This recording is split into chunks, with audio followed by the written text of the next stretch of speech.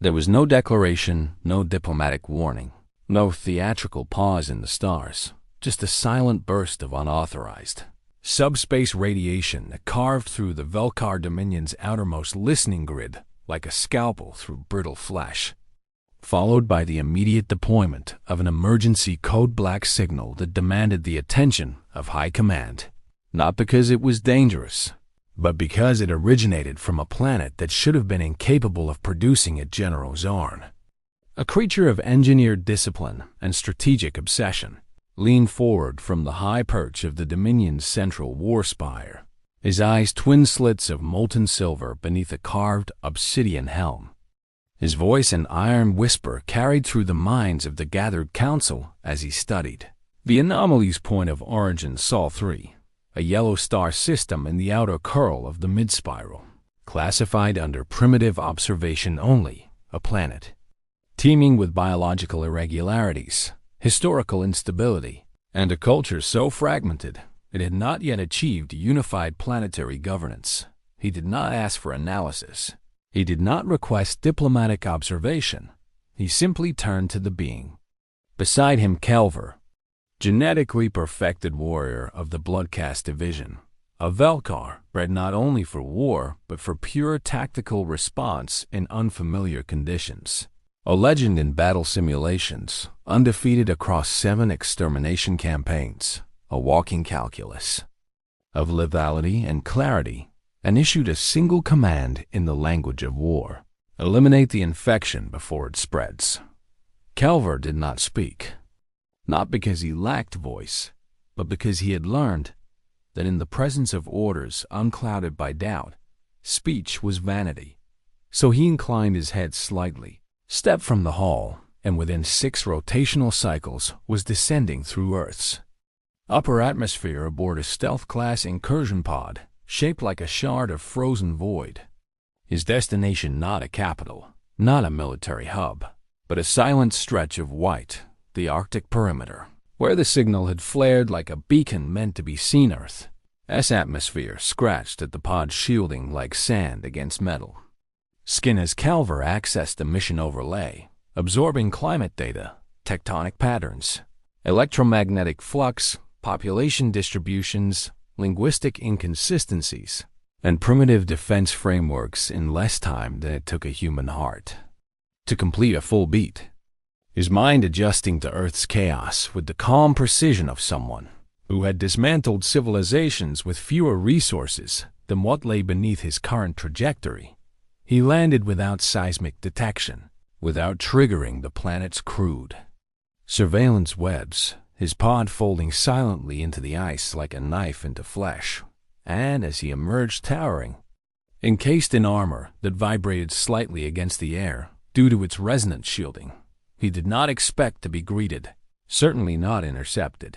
Yet precisely 2 minutes and 16 seconds after his descent, a drone shaped like a swarm cluster blinked into existence above him, spinning with silent threat, then backed away as if tagging prey for Harvest. Kelver's eyes narrowed not out of surprise, but calculation, and before he could decide whether to destroy the device or track its data stream, a dark ripple cracked across the horizon. A tilt-wing aircraft, unregistered in Dominion archives, its propulsion oddly silent and adaptive to crosswinds, descending without markings or lights, carrying no flags, and broadcasting no IFF codes from the moment the aircraft's rear hatch split open. Kelver observed humans in a configuration he did not expect, not soldiers, not diplomats, but operatives, their armor light, their movements rehearsed, eyes hidden behind polarized visors, language absent, weapons drawn in a pattern not meant to kill, but to triangulate his motion, trap his escape, nullify him not through confrontation, but coordination. The leader among them, a man marked only by a red line across his chestplate, raised his hand, and a low pulse spread from his palm, disrupting the microfield in Kelver's armor for a fraction of a second, long enough to confirm that their scan tech had adapted to the Velkar's 5th-gen cloaking. Resonance, a feat considered impossible without exposure to Dominion hardware. Kelver moved like wind between storms, slicing through two of the humans with a retractable energy blade before they could blink. But the rest did not fall back, did not hesitate. They executed a fallback protocol while triggering atmospheric drones above, redirecting satellite feed traffic and launching a synthetic cloud barrier that began cloaking the entire region from orbital scans. All in a maneuver so fast and calculated it could not have been rehearsed by any civilization in its early technological adolescence. He retreated into the ice, not out of fear, but to recalibrate, transmitting a brief burst of compressed data back to General Jean with 5 words encoded in Dominion tactical short form. Primitive species, unreasonably adaptive, retaliate and far above in the dark halls of the war spire. Zarn stared silently at the message before turning to his second-in-command, his voice cold with the finality of eradication as he said, "Prepare the Varak Shar. Earth will burn in shadow." The Varak Shar did not glide. It carved its way across subspace like a celestial predator returning to a feeding ground long forgotten. Its hull layered in pulse-reactive alloy, its engines humming with folded gravity, and its purpose singular and unflinching. Scorched Protocol, the Dominion's oldest and most absolute command for planetary sterilization. Inside its command chamber, Kelver stood in silence before the tri-spike holograph, replaying the encounter from the Arctic in sterile blue light, analyzing each human movement, every microsecond of decision-making, observing not just resistance but patterns of learning, rapid cycling adaptation, and a combat doctrine devoid of central hierarchy, driven instead by autonomous nodes, localized responses. And System Layer A is that rewrote defensive logic faster than Dominion scouts could trace them. The Dominion had faced fire breathers, acid-veined insectoids, hive minds with planet-wide consciousness, and civilizations that fought with stars for blades, but never this. Never a species that seemed to learn mid-battle with no shared genetic memory. A species that fought like it expected annihilation and had prepared not for survival, but for cost, as if victory meant nothing if the price was not exacted in equal. Measure high above Earth's orbit, the Varak Shar emerged in silent bloom, dwarfing the moon with its reflection, while its vanguard 72 high cruisers shaped like obsidian harpoons formed a kill ring around the planet, rotating slowly in synchronized silence, ready to descend in calibrated waves. But as the Dominion fleet completed its alignment, the first anomaly struck, not a weapon, not an energy burst, but absence. Earth's planetary grid was dark no-comes. No satellite pings, no flight paths, no defense systems online, as if the entire planet had fallen into sudden sleep or vanished from the data plane altogether. A statistical impossibility that no Dominion scenario had ever predicted. General Zarn's voice cracked over the Dominion-wide frequency, calm but sharp as a pressure blade. Deploy phasing scouts to all hemispheres. Verify collapse of resistance infrastructure. Prepare orbital cinder arrays. Kelver did not respond at first because he saw it. Seconds before it happened, a faint disruption across Orba 3, a flutter like heat across vacuum, followed by the sudden obliteration of the Ford. Scout ship Alaric 3, its hull twisted mid-space, its shields breached from inside. Its destruction so clean that even its black box pulse was extinguished before launch. The second loss came moments later. Shore-class Interceptor 9 vanished into what appeared to be an invisible corridor, a false vacuum trench that blinked it into non-existence without ripple or trace. Its trajectory later discovered to have been diverted by a graviton lensing web, a theoretical tech only the Dominion's oldest thinkcast had ever hypothesized, and one which should have required a Class 5 civilization to develop. Oliver adjusted the war map with his gauntlet and observed as human ships began to uncloak, not with grandeur or spectacle, but like shadows peeling away from light, each Vessel smaller, leaner, less armored than Dominion standards, but positioned with surgical intent, weaving between orbital debris fields, cloaked in their own destroyed satellites. Powered by reverse-engineered fusion drives from old crash retrievals, humanity had clearly not only hidden but improved Asterisk. The fleet's outer perimeter flickered as more Dominion vessels began losing propulsion without external impact. Their cores overwhelmed by feedback radiation sourced from adaptive frequency jamming. A human invention so chaotic in its broadcast that no Dominion sensor could isolate the logic behind it. Kelver realized then what General Zarn had not. This was not the resistance of a surprise species defending its home. This was the counteroffensive of a civilization that knew this day would come. The Varkshar fired its first planetary lance, a beam of fusion so condensed it could crack tectonic plates and evaporate oceans, but it hit only ice, rock, and emptiness, as Earth's cities have been abandoned, their populations already gone, their locations replaced by holographic shells and debris-laced thermal mirrors, baiting Dominion targeting into wastelands while preserving the true movements of human counterforces. Within Dominion channels, confusion began to stir, not fear, never fear, for the Velkar were incapable of such regression, but statistical hesitation, the raw pause of algorithms failing to compute outcome branches because every human action seemed to exist outside predictive capacity. Kelver spoke for the first time on the command channel, his voice low and calm but marked by something foreign, even to his own kind, a flicker of consideration. General, this is not war. This is trapcraft. Earth is the battlefield they have already rehearsed. General Zarn, dismissing what he assumed was caution born of pride, replied with cold finality. Then let them rehearse extinction, as Dominion ships began orbital descent, preparing to execute total sterilization. Kelver received an encrypted burst from Earth's surface, not an attack, not a plea, but a message, untraceable, routed through a dozen hijacked Velkar subfrequencies, containing a single line of translated text. We know your protocols. We wrote ours after watching yours fail. And that was the moment Kelver understood that this enemy had not begun its defense yesterday. They had started preparing the first day their ancestors looked up and whispered into the stars. Someone will come.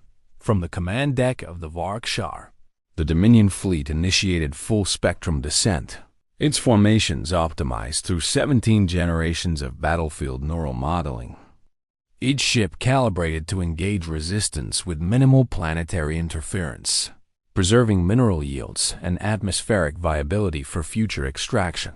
But as the dreadnought broke low orbit and prepared to fire the primary stellar lance, its sensors began reporting refractions, patterns of motion, irregular heat signatures, and surface distortions inconsistent with expected atmospheric resistance.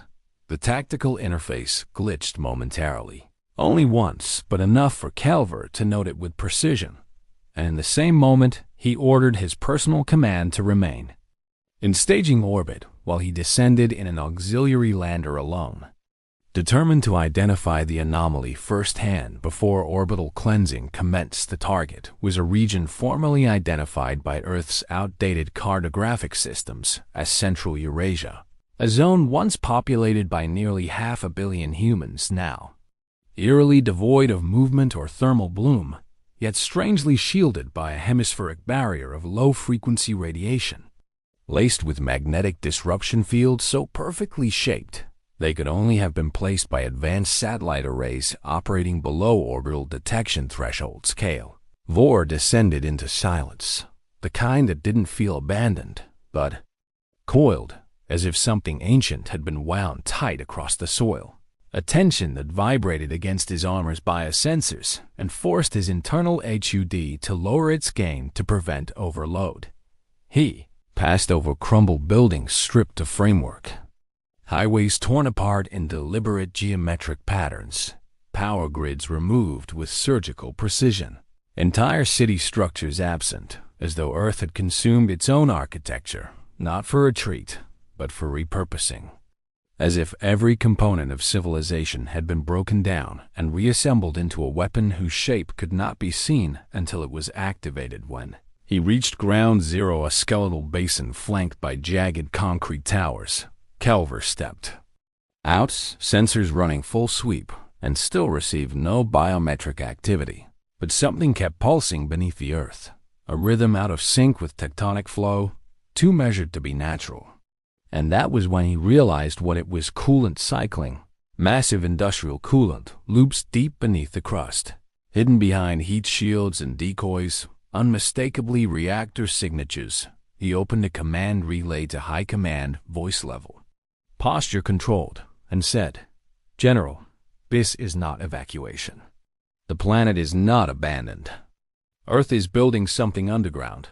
Before a reply could form, the Vorakshar's orbital platform sent a distress ping, the kind reserved only for system-wide emergencies, followed by a sudden scream of sensor feedback as multiple ships in the outer Dominion formation began detonating from within, their cores breached by internal flux loops, sabotage that should have been impossible without internal Dominion code knowledge, but somehow executed with precision across multiple vessels at once. Earth had not disabled its satellites, it had repurposed them into data siphons, mimicking Dominion authentication patterns and broadcasting corrupted command packets disguised as emergency firmware updates to every ship in range. The fleet staggered, not from attack, but betrayal of protocol. Their own systems now working against them as internal firewalls collapsed under the weight of logic. Paradoxes too human in their chaos to be properly filtered. General Zarn issued orders to override all automated defenses, switching Dominion vessels to manual warfare state, a mode not used in centuries, and deployed plasma titans from the Varakshar hulking siege constructs, each capable of leveling continents, descending with no resistance expected from what was still officially classified as a non-stellar species. But Earth did not meet them in the skies, nor from orbit. It met them from the oceans, from beneath what Dominion maps labeled as passive biospheres. Emerged vessels long thought extinct in human warfare, submarine dreadnoughts, reborn and re-engineered, not for naval combat, but for exogravitic interference, equipped with launch systems that fired spike rods laced with artificial black matter cores, each one programmed to pierce Titan shielding, detonate, and pull surrounding matter into a localized fold collapse, effectively dragging Dominion Titans downward in chunks. Kelver watched as the first Titan, Gorak 1, slammed into the Atlantic with such force the tectonic shelf quaked, its body split down the middle by a series of targeted strikes launched from unmanned mobile platforms, devices with no known fuel source, likely powered by repurposed fusion shards from Dominion debris gathered decades earlier and reverse-engineered in the quiet dark. He returned to orbit only long enough to witness a flash over the Indian subcontinent, where the Dominion initiated its first planet-scorch array, activating a fusion beam calibrated to incinerate a 200-kilometer radius with no atmosphere collapse, only to watch as the beam bent mid-descent, redirected by a planetary defense prism, an artificial lens constructed not in orbit, but embedded across mountain ranges using embedded reflective alloy lines, visible only during the strike. Beam struck the Dominion's own fleet ring instead, slicing through 6 warcruisers in a single devastating arc before burning out against the Varakshar's secondary shielding. Kelver turned away from the visual feed, his voice carrying across the command core as he spoke to Jarn with no trace of fear, but with something rarer, a tactical hesitation born not of danger, but of uncertainty. This species is not protecting its planet. It is using the planet as bait. It has allowed us to enter not to fight but to bleed.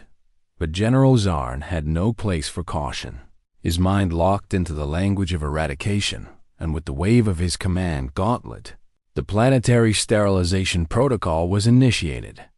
In full, deploying 11 Cinderfall satellites toward Earth's upper orbit, each carrying antimatter cores intended to vaporize atmospheric layers and render the biosphere lifeless within 8 hours. The order was clear: burn the infection yet. As the satellites passed into their final orbital vector, they failed to respond, and from the shadow of Earth's far side, a hidden platform activated, broadcasting a single line on all Dominion frequencies, repeating in 37 languages.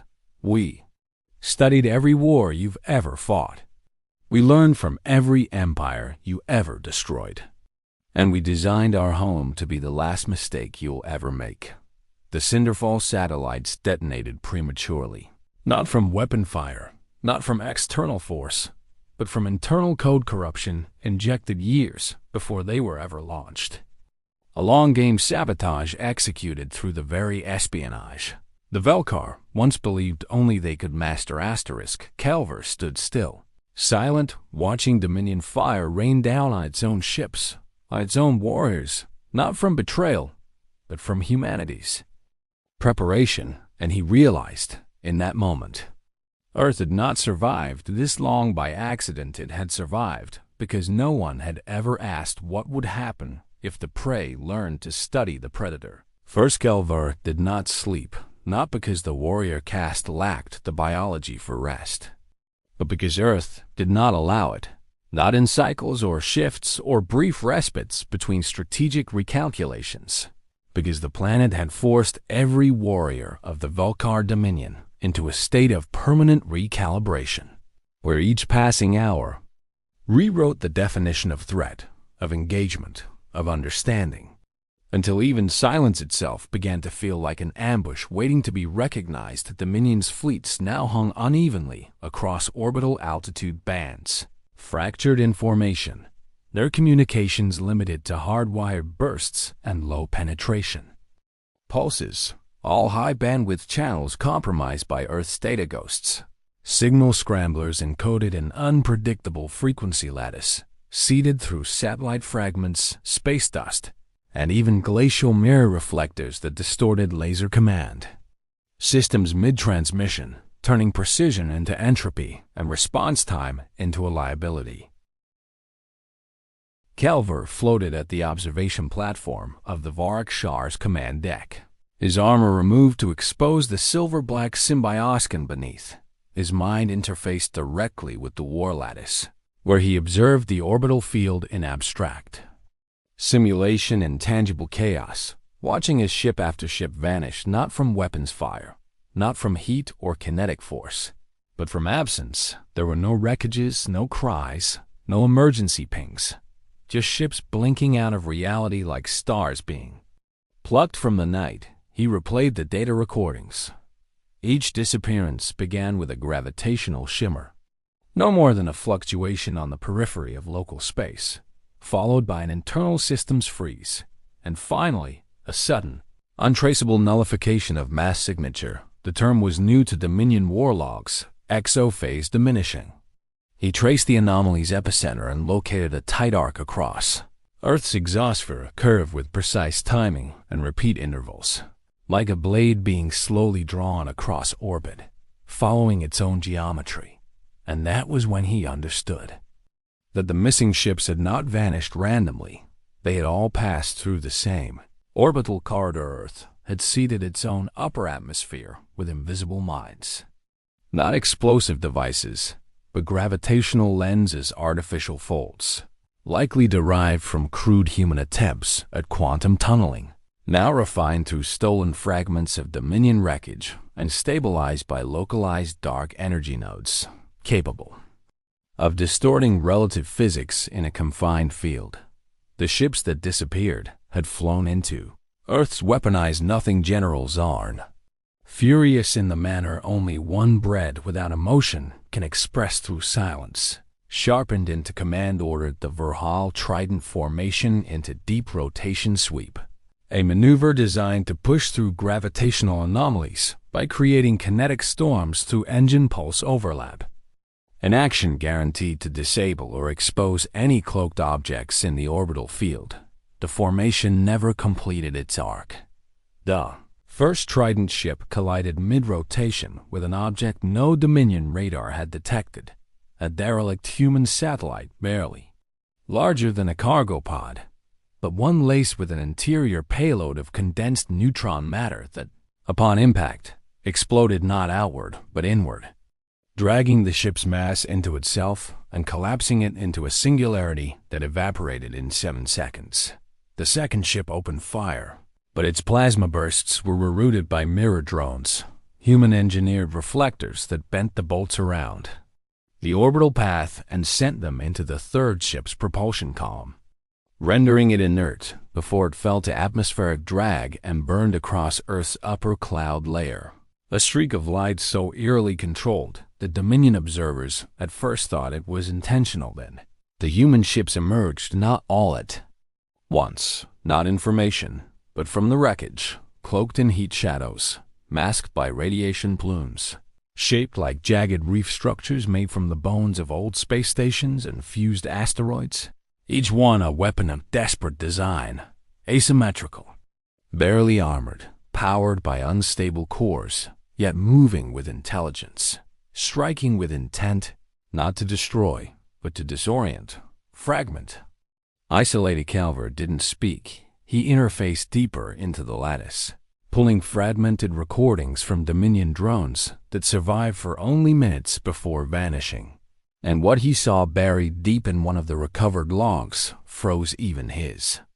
Battle-primed men, the human ship had latched onto the side of a Dominion battlecruiser with magnetic arms, drilled through its hull in 10 seconds, and released biomechanical intruders, machines with adaptive AI, grown from organic processors, able to rewrite Velkar internal systems, not by breaking them, but by cooperating with them just long enough to inject false logic, leading the ship to vent its own core into space. An act of mechanized suicide. Earth wasn't fighting with numbers. It was fighting with ideas, with systems designed to warp the enemy's expectations until response became self-destruction. Kellerverve activated emergency interface protocols and pulled encrypted internal logs from the Varrock Shar's memory banks, decrypting them without request for approval, knowing no one would stop him now. And what he found confirmed a suspicion growing since his first contact 30 years ago. The Dominion had detected a failed scout probe over Sol 3 and dismissed. It is lost during transit, crushed by gravity, silenced by atmospheric storms. It hadn't been lost. It had been captured, and since then, Earth had been quietly listening, studying, parsing every command structure, every Velkar language tree, learning the layout of Dominion ships from wreckage, and simulating war long before the Dominion had ever declared it. This wasn't first contact. This was preparation fulfilled, and still, Earth refused to speak beyond the data fragments, the encrypted taunts. The whispered declarations slipped into Dominion comms like static that grew into meaning. But then, as the Varrock Shar adjusted its heading and prepared to enter high altitude, firing position once again, a burst signal cut through every known frequency. A voice. Finally, human, female, calm, no threat, just words. You came looking for a battlefield. You didn't realize you were already inside it, and then came the silence. The kind that doesn't wait for response, because response has already been calculated. The Dominion's patience had finally reached its edge, not in rage or emotion, for Velkar warriors knew nothing of such inefficient things, but in a sharpened certainty that came from sustained tactical attrition without result, the kind of drawn-out interference that no class-era civilization should be able to inflict, not over days, not in orbit, not within the very logic-locked mechanisms of a force bred to extinguish resistance without deviation. And so, the order came down, unfiltered, unrelenting, and absolute. Planetary reset, the final directive, a calculated act of partial sterilization, intended not to end Earth, but to deny it, to erase all strategic zones, flatten its command centers, dissolve its geological databases, and leave the planet intact only as an empty shell for future harvest and study. General Zarn, chose 12 metropolitan targets, each one mapped through Dominion archives using Earth's own intercepted satellites, now reconfigured to triangulate structural integrity zones within seconds, a procedure that bypassed need for confirmation, because humans had made it clear they would not negotiate, and the Dominion did not repeat requests, but when the first volley of atmospheric lances ignited across Earth's upper sky, something unexpected happened. Not resistance, not shields, but detonation. Earth cities began to self-immolate, one by one, without Dominion impact, burning from their own cores in cascades of lightless explosions that released no fire, only shock waves of vapor and ash, as if the ground itself had been programmed to collapse upon command. And the Velkar command feeds were immediately overwhelmed by a flood of incoherent Redding Skelver watched from low orbit, eyes narrowed as New Delhi vanished into a subduction spiral, not destroyed by Velkar energy weapons, but consumed by imploding megastructures, their foundations laced with georesonance charges, detonated by human command systems that turned cities into traps. Not for invaders, but for the planet itself. He watched again as Berlin's underground grid surged with power, activating a reverse electromagnetic field that shorted nearby plasma-based weapons mid-firing cycle, rendering the Dominion strike team in Sector 5 paralyzed, before being crushed by reinforced concrete shells dropped from orbit using Earth's own derelict space junk. Weaponized gravity as precision defense in Tokyo, a Dominion tactical squad attempting to secure a reactor facility found it abandoned, save for a beacon still pulsing with energy. And when they entered, their biometrics were scraped, replicated, and rerouted, causing their own fleet above to fire on them, misidentifying them as hostile mimics.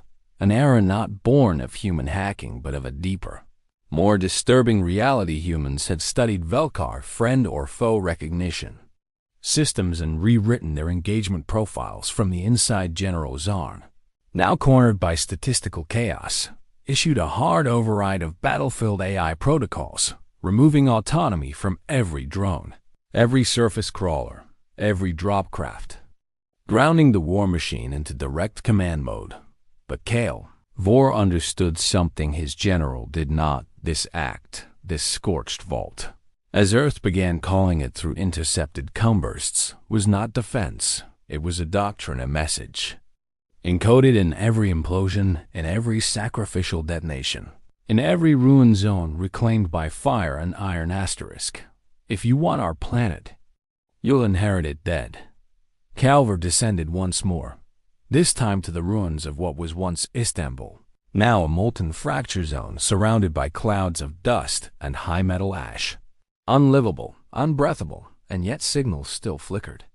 Below the surface, in patents too clean to be geological, he entered the crater, cutting through heat shimmer and broken bone glass, and found not life, but a wall carved by machine, shaped by fusion cutters, and burned deep with a single symbol 1.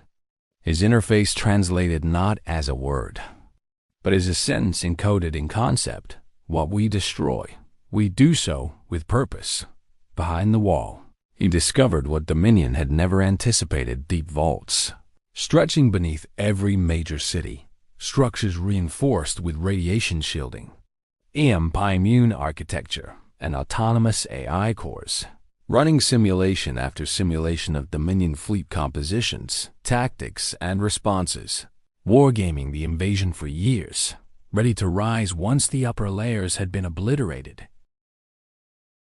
They had never intended to defend the surface. They had designed it to fall, so that what lay beneath could operate freely, without sensor exposure, without risk of orbital targeting. A fortress built under the pretense of surrender. Calvar transmitted every byte of data back to the Varakshar, but he already knew how Zarn would respond. The general had never considered retreat, never understood the psychology of sacrifice, never believed a lesser species would willingly erase its own cities, destroy its own history to survive. But humans were not logical. They were not even reckless. They were strategic in ways Dominion workers could not interpret, because where the Velkar optimized through command and genetics, humans adapted through loss and memory, through trial by extinction, through wounds remembered and weaponized, and Earth, even as its cities burned and its atmosphere darkened with the residue of its own desperation, did not send a message of weakness. It sent a warning. Through the ash storms and heat signatures, Dominion interceptors decoded one last audio burst, translated from an underground AI node moments before it self-erased. "We are not trying to win. We are trying to make sure you never forget us." Calver stood there longer than protocol allowed, staring into the vault-like flickering from the crater, not with awe or regret, but with the smallest motion of thought beneath the surface of his engineered mind, because now he understood they weren't fighting to survive. They were fighting so their extinction would become the most expensive mistake the galaxy had ever made. The Dominion Council, watching from across the veil of stars, did not comprehend silence while not after a full planetary cycle of incomplete victories, fractured orbital control, and cities that burned themselves to deny occupation. So when the Varak Shar's daily report arrived with no strategic asset capture, no submitted planetary coordinates worth harvesting, and only rising fleet attrition numbers, the Council issued a new directive, spoken in the language of Dominion, not conquest. Extract a live human. Dissect the deviation. Model the aberration. Calver received the order without ceremony, already prepared, already tracking the faint threads of a signal that slipped between ion storms and magnetic curtains across the destroyed plains of eastern Canada.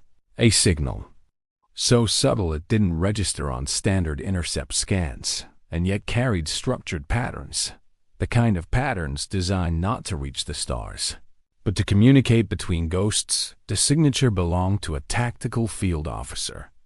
Identity confirmed through ancient military logs captured from a data vault in the ruins of Geneva. Designation: Major Elena Voss, cybernetic warfare specialist.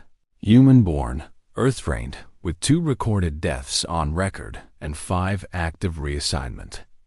IDs: a name that existed more as pattern than person. Calver landed in what had once been an outpost near the Hudson crater line, his dropship masking itself within a blizzard front artificially manipulated by remnants of Earth's weather containment towers, and as he approached the source of the signal, his HUD picked up only cold metal and static, no life forms, no energy cores, no traps.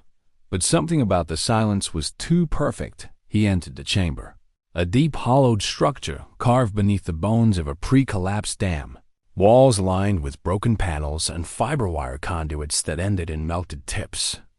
And there, standing at the far end of the room, calm and unarmed, was a woman wearing an outdated Dominion hybrid suit, re-engineered with Earth's own materials, armor spliced with bone-colored plating and blackened glass, her breath steady, her posture deliberate.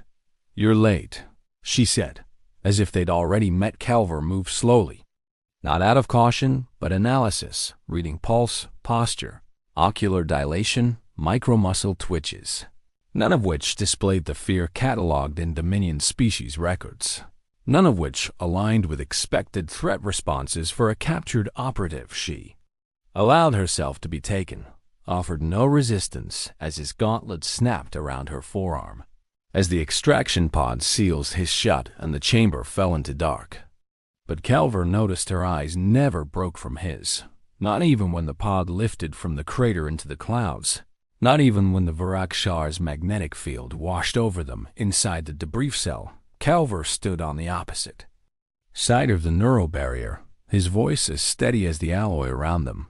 "Why did your species not run when we arrived?" She tilted her head, not mocking, not evasive. "We never thought we could outrun you. So we made sure you would remember catching us."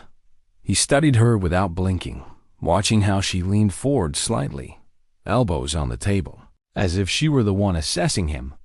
"The cities," he said. "You sacrificed them to preserve." "The vaults." She nodded once. You expected our logic to fail in the face of loss, he said again. We expected you to think it would, she replied, eye sharp, voice unbroken. You thought we'd cling to structures, symbols, flags. But all those things are relics.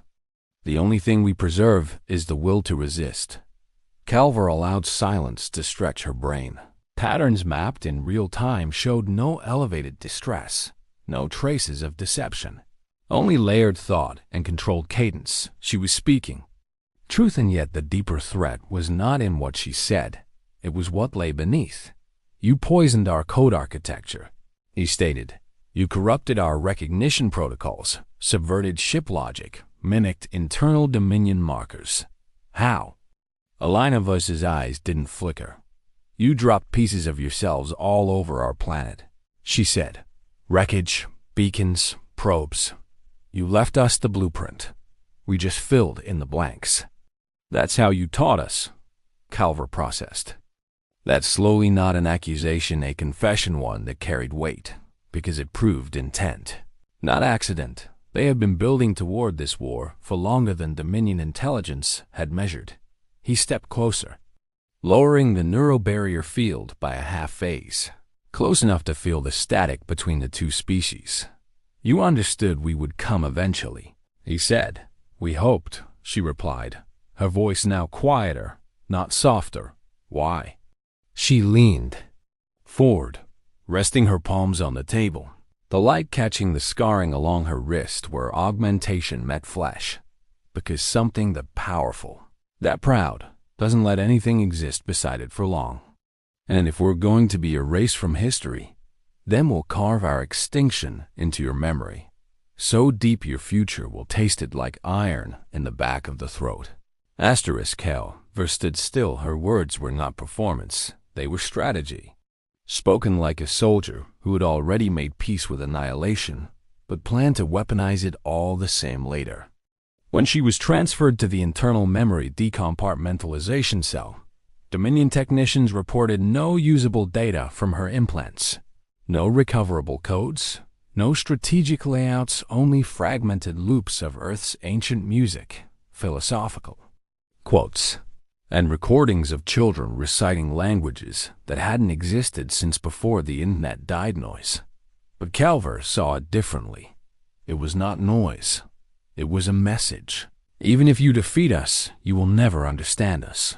And that message, repeated in her tone, in her presence, in her calm refusal to beg, changed something in Calver. Not admiration, not respect, but doubt. The kind of doubt that only grows when you begin to suspect the enemy is not fighting to survive. They are fighting to outlive you in memory, in fear, in story, and the story had already begun rewriting itself in the stars. The Vorak Shar drifted deeper into Earth's orbit, battle-scarred but still imposing, now surrounded not by victory, but by layers of unanswered questions, flickering disruptions, and silent zones where entire strike forces had vanished without debris or farewell in the command sanctum. Calver stood before the Dominion War lattice, but the lattice was dim, its predictive models fractured by too many anomalies, its probability trees snapping beneath the weight of Earth's refusal to behave like every other species the Dominion had. Crushed, even the eye projection at the lattice's core had begun stuttering, unable to calculate paths of conquest with meaningful certainty across the fleet. Morale didn't decay. Dominion warriors had none, but operational cohesion began to stretch, not through rebellion, but through misalignment, as unit logic branches failed to agree on the next viable course of action. Earth had not won, but it had made winning mathematically inefficient. Calver understood the shape of what was happening now. Not just a war of technology, but a war of perception, a battle over belief. One the Velkar had never faced because every enemy before Earth had broken either from fear or from loss. But Earth kept sending messages, encrypted not in code, but in symbol, in gesture, in deliberate sacrifice. Each lost city, each disabled satellite, each fragment of data-laced wreckage, all of it was shaping a story. One that the Velkar had not authored, one that now crept into their war logs like wrought into steel from the memory cores of captured Dominion scouts. Earth began extracting and rebroadcasting. Dominion combat records, edited, fragmented, rewritten and laced with failure, showing Velkar defeats that hadn't happened. Moments of hesitation, of confusion, of betrayal, looping across the stars in carefully seeded bursts meant to confuse Dominion relay networks. Each transmission a psychological virus. The memory war had begun, and it wasn't one the Dominion was. Built to fight because their strength was certainty, and Earth had learned how to corrupt certainty into question one by one. Dominion field officers began questioning their scans, halting strikes to re-verify orders, delaying engagements to reconfirm. IFF signals, allowing Earth more breathing room.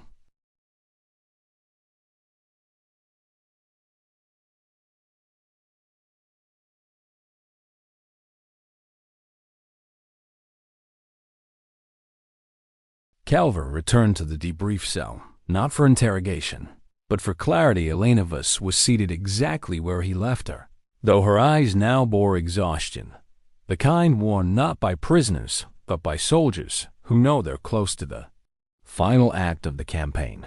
"You're using our war logs to lie to us," Calver said without accusation. She looked up slowly. "You call it lying. We call it storytelling. You came here with a legend.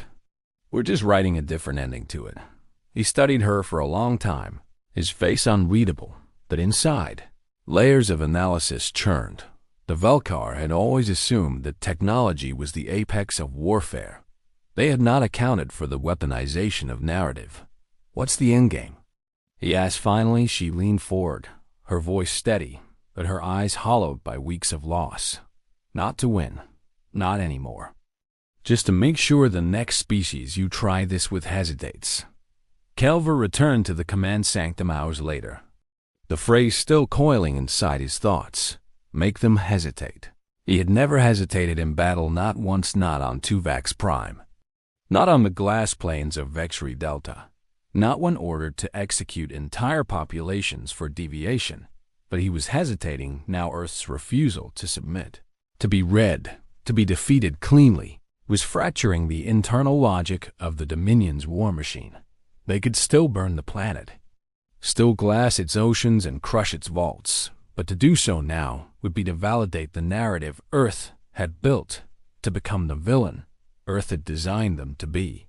And in that moment, Calver realized something staggering. Humans had weaponized defeat itself because they understood that a flawless enemy is terrifying only until it bleeds. And Earth had made the Velkar bleed loudly, publicly, permanently. Worse still, Dominion listening arrays began to detect other species reacting, whispers from the outer sectors, trade networks, pausing transmissions, galactic forums filled with speculations about the Earth conflict, not in fear of Earth's might, but in awe of its defiance and admiration of its refusal. Earth was already winning the long war, the war of memory, of myth, of meaning, and Calver, for the first time in over 100 campaigns, stood before the stars, not as the apex warrior of a perfect empire, but as a character in someone else's story, a story written by a species that had no right to survive,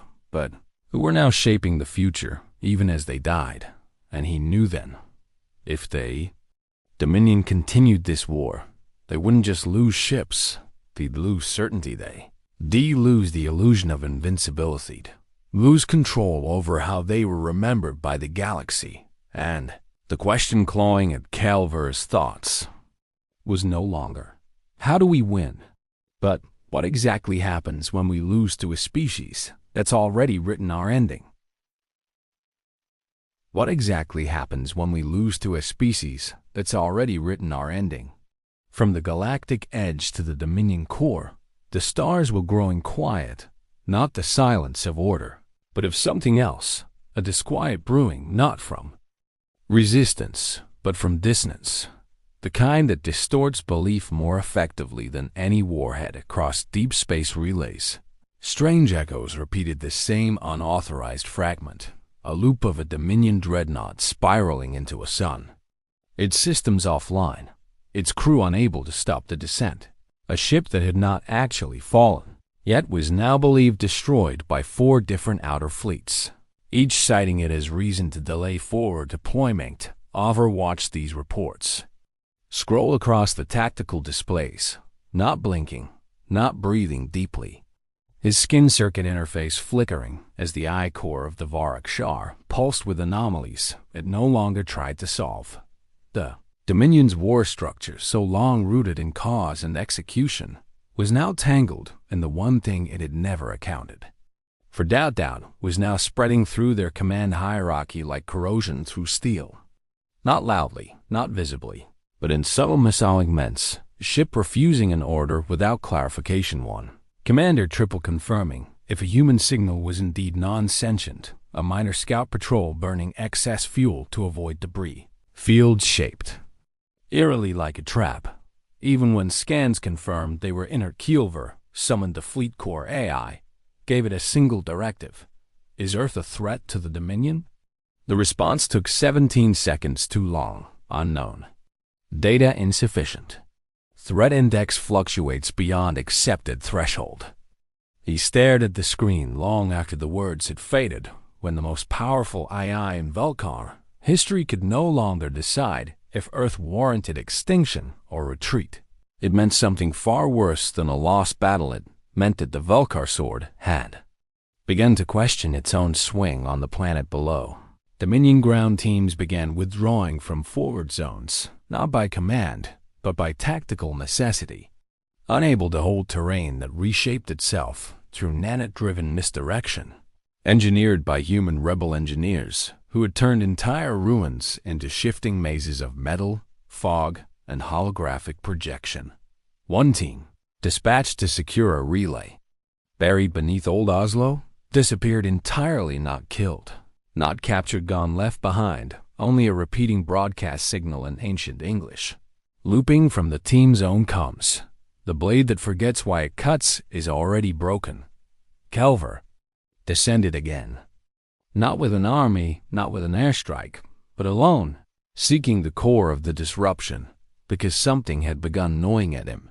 Something no Velkar had been engineered to feel, not pity, not admiration, but curiosity, the one crack no warrior cast could fully suppress. He landed in what was left of a place humans had called Jericho, a city stripped to foundations, with walls too symmetrical to be natural, made from scavenged alloy, Dominion shipplate, even melted orbital debris and waiting. For him, unarmed, unshielded, was a child no more than 9, eyes too hollow for her age. Standing beside a downed Dominion medpod, her hand pressed against the glass, watching the reflection of herself, and when she turned to him, her voice carried across the broken stone with terrifying calm. "You're not supposed to be here yet." Calvary didn't move, didn't activate weapons, didn't speak, because something about the girl was wrong, not in a biological sense, but in an informational one. He scanned her once, then again, and what came back was impossible neural signature. Elena Vizbut. She was still in Dominion captivity, thousands of kilometers away, under level 7 neural seal. "What are you?" Calver finally asked. The girl blinked, stepped forward. "I'm the memory she left behind." He didn't understand, but he knew better than to dismiss what Earth placed in his path. The girl stepped aside, revealing a tunnel down into the scorched soil, and without command, without calculation, he descended. What he found beneath was not a base, not a vault, but a mirror core, chamber lined with Dominion interface code. Velkar tech twisted and reshaped, reflecting back not energy but conscience, as if Earth had learned how to intercept not just hardware but ideology, and feed it back into its enemy with a warped echo. On every wall were Dominion war logs, edited and projected with changes. The fleet on Varna 6 shown hesitating. Battle of Korea is portrayed as a mutual loss. The last extermination of the Maikar showing a single Velkar officer lowering his blade and refusing to kill, none of it true but all of it persuasive, and Calver knew what it meant asterisk. Earth wasn't rewriting history, it was prewriting future doubt so that the next species who met the Velkar wouldn't see an invincible impere. They'd see cracks, they'd see questions, and then a war of belief. Even one question is enough to stall a war. Calver returned to orbit hours later. Silent, composed, but the Council transmission arrived before he could even remove his armor. Execute global collapse protocol. Remove Earth. Full burn. No hesitation, no ceremony. But Calver didn't respond because now he wasn't sure who exactly had the upper hand. The species still breathing, or the one already remembered, and as the Varak-Shar prepared its cinder array, he looked at the war map of Earth one last time, and for the first time in his engineered life, he hesitated. The Varak-Shar's central core powered up in silence, its cinder array gleaming like a surgical blade drawn not in anger but in policy, a planetary scale execution device configured to burn Earth from crust to sky, to erase everything beneath the atmosphere with mathematically efficient precision, and leave behind only sterilized minerals, molecular dust, and classified regret inside the Dominion warbridge. Silence reigned, not as peace but as readiness general. Zarn's avatar loomed above the deck, his command relayed in a single word, spoken in the tone of inevitability. Commence. Calver remained motionless, not defiant, not confused, but locked in the space between obedience and strategy, where only the truly high caste were allowed to dwell, and where no algorithm could guide a decision. The Varak-Shar's firing sequence began its cascade. 12 fusion capacitors aligned, 4 polar anchors locked, earthing gravitational place, and deep beneath the Dominion flagship. The heat-cored weapon designed to sterilize planets before they ever reached. Type 1 intelligence began to hum. The countdown reached 7 seconds, then 6, and at 5. Calver raised his hand, not to signal fire, but to transmit an override code asterisk. Silent interrupt, built into the Dominion's high command only as a theoretical failsafe, one never used in practice. Because Velkar warriors were never meant to question total war asterisk, but Earth had taught him something no simulation had ever accounted for. Not about Fernet, about weakness asterisk, but about cost. And now, the cost of victory no longer aligned with the code of conquest, because to destroy Earth now would not be tactical, it would be confirmation asterisk. Confirmation that everything Earth had broadcast to the stars was true asterisk. That the Dominion was not a guardian of order, but an empire of silence. And Earth broken burning, and unbowed, had baited them into writing the final line in their own Indictment. Tovar's override did not cancel the shot. It delayed it by 90 seconds, long enough for him to transmit an open burst across all frequencies, an action forbidden under war protocol. His voice echoed not only within the fleet, but across Dominion-held space. This is High Marshal Calver. Earth has proven its resilience. But more than that, it has proven that memory is a greater weapon than mass. If we erase this world now, we ensure its legacy eclipses our own. Proceed only if you wish to burn not just the planet, but our place in history. For 4.7 seconds. Nothing happened, and the firing countdown resumed, but with no ship initiating it instead. A system-wide lockout began.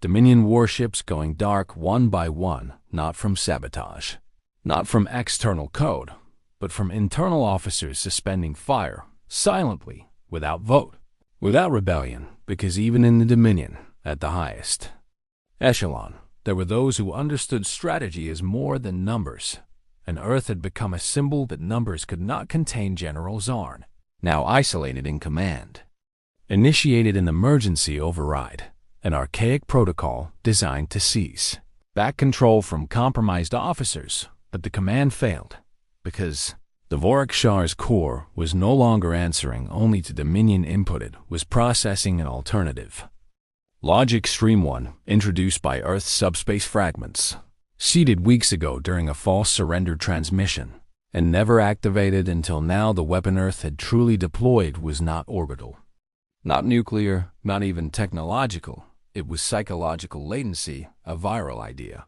planted in minds and machines alike, that perhaps the enemy had already become too costly to forget. And now, forgetting was no longer an option. Calver watched the firing sequence dissolve, not explode, not glitch, but collapse into indecision, unable to justify itself even to its own targeting core. And in that moment, the war lattice cracked, not from impact, but from irrelevance, because when a war no longer knows why it's being fought, the battlefield itself becomes a graveyard for certainty. The Dominion fleet held position in orbit, weapons, online engines powered, but none of them moved, because in the final equation, Earth had not stopped them with force, it had stopped them with unanswerable consequence. And deep within Earth's battered underground vaults, an eye relay flickered to life, pulsing a single signal back into space.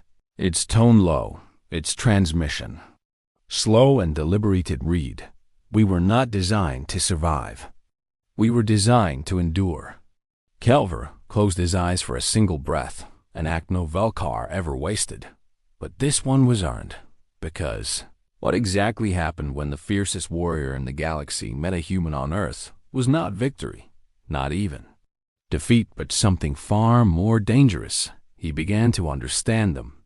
The Vorik Shar drifted above Earth like a blade that chose not to fall, not because it was dull, not because the wielder had been stopped, but because the wielder had, for the first time in known galactic history, looked down at a defiant, fractured, dying world, and questioned whether the cut would sever more than just a target below.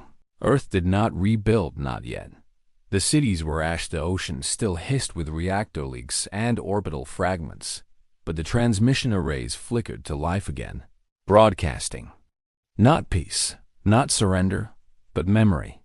Each signal a whisper, a roar, a data-etched scar recordings of the Dominion's failures, of the tactics that worked, of the humans who had stood long after logic said they should have fallen, turned into lessons for anyone who might be watching. And someone with the Velkar Dominion's outer sectors began receiving intercepted responses, not from Earth, but from beyond, from independent trade systems, from minor planetary alliances, from fractured empires that had previously submitted to Dominion pressure without question.